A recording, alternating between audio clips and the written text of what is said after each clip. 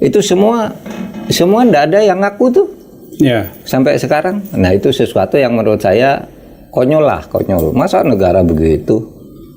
Sepertinya ada dua sih kemungkinan. Takut sama preman. Negara takut sama preman kan? Atau memang main mata. Soal pagar misterius, pagar laut misterius. Ya, pagar laut misterius. Pagar laut di wilayah Tangerang yang panjangnya kurang lebih 30 km. Yang kita lihat hari-hari ini Kementerian Kelautan dan Perikanan sudah mensegel, katanya atas perintah Presiden langsung. Sehingga itu disegel dan sekarang dikasih waktu 20 hari untuk siapa yang mengakui dan dibubarkan. Pertanyaannya kemudian, sampai sekarang Pak, nggak ada yang ngaku itu punya siapa dan tidak diketahui punya siapa. Menurut Pak Mahfud, masuk akal nggak itu? Gimana pandangan Pak Mahfud?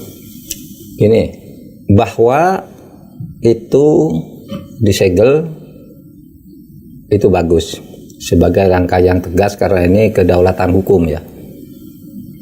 Termasuk masalah-masalah keamanan di dalam negara kita.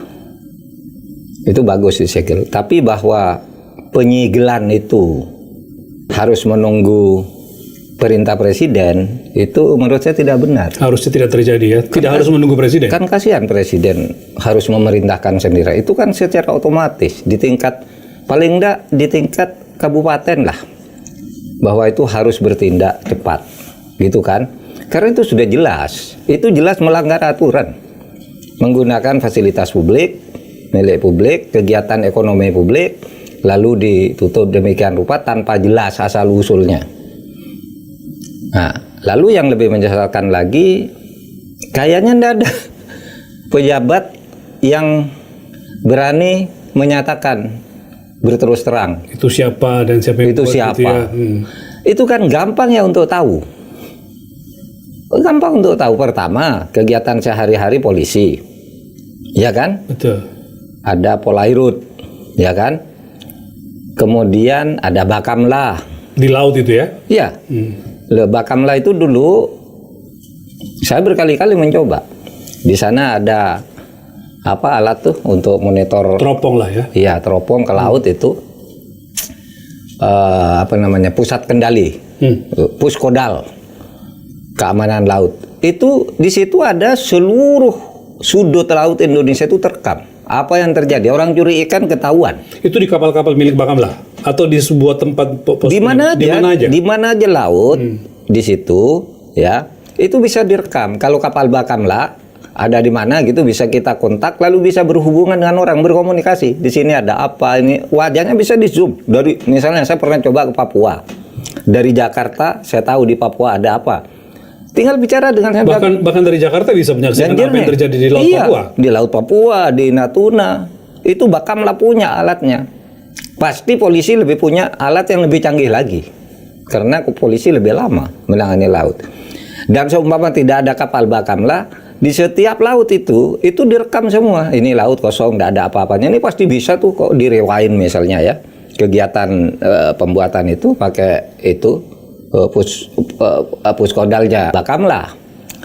Sehingga bagi saya aneh begitu ditemukan lalu tidak semua saling mengaku tidak tahu. Jadi omong kosong malah itu, mereka tidak tahu kalau kemudian dari Juli 2024 sampai sekarang baru tahu. Tidak masuk akal, tidak tahu. Dan sekarang yang aneh ada yang mengaku mengaku tapi tidak masuk akal. Yang kelompok nelayan itu. Iya, kelompok nelayan mengatakan bahwa itu dibuat untuk menanam beras, kemudian untuk apa lagi? Namanya JPR Pak, Jaringan Rakyat Pantura. Iya, menamakan diri seperti itu. Iya. Loh, kan tidak boleh meskipun apa? Kan harus lapor dulu. Memagari fasilitas publik itu. Apalagi tidak masuk akal 30 km lalu pekerjaan sukarela kan pasti bermiliar-miliar biayanya. Itu. Kalau dihitung 1 meter taruhlah 1 juta misalnya ya biayanya dengan ongkosnya misalnya pokoknya biaya 1 juta itu kan berarti 30 miliar lebih.